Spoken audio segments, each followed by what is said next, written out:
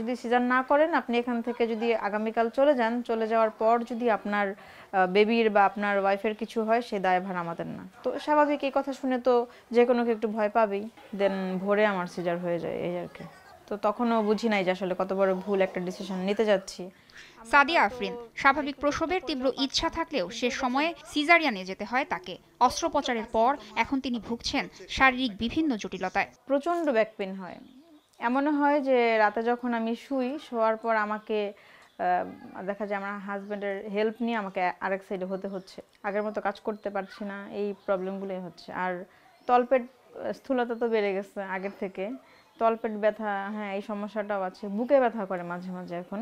সোনিয়ার গল্পটাও একই। প্রসব বেদনা নিয়ে হাসপাতালে ছুটে যান এই গৃহবধূ।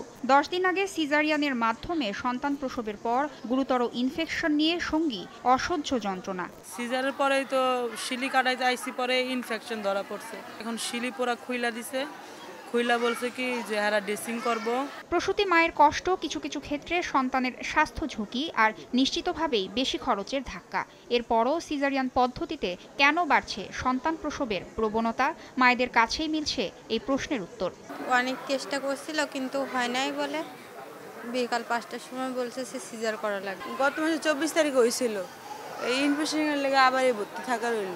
জানলে আর সিজার করতাম না, অনেক কষ্ট। ভয় লাগছে কিন্তু লাগার পরেও ডক্টররা বলেছে ইমার্জেন্সি এখন অপারেশনটা করে ফেললে ভালো হবে, না হয় পরবর্তী সময় বাচ্চাদের যে আমি ওয়েট করি তাই এটা বাচ্চার প্রতি খারাপ হতে পারে।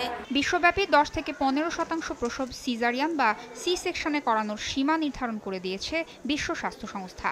অথচ বাংলাদেশে সেই সীমা ছাড়িয়েছে দ্বিগুণেরও বেশি। Bangladesh demographic and health survey 2022-এর প্রাথমিক ফলাফল অনুযায়ী 2011 সালে সিজারিয়ান সন্তান জন্মদানের হার ছিল 18%। 2014 সালে এই হার বেড়ে হয় 24%। 2017 থেকে 2018 সালে 34% ও 2022 সালে এটি ছিল 45%। অনেক পরিবারই ডাক্তারের কাছে সি সেকশন অর্থাৎ সিজারিয়ান অপারেশনের চাহিদা দেখিয়ে থাকেন। বিশেষজ্ঞরা বলছেন এর প্রধান কারণ লেবার পেইন অর্থাৎ প্রসব বেদনাকে ভয় পাওয়া।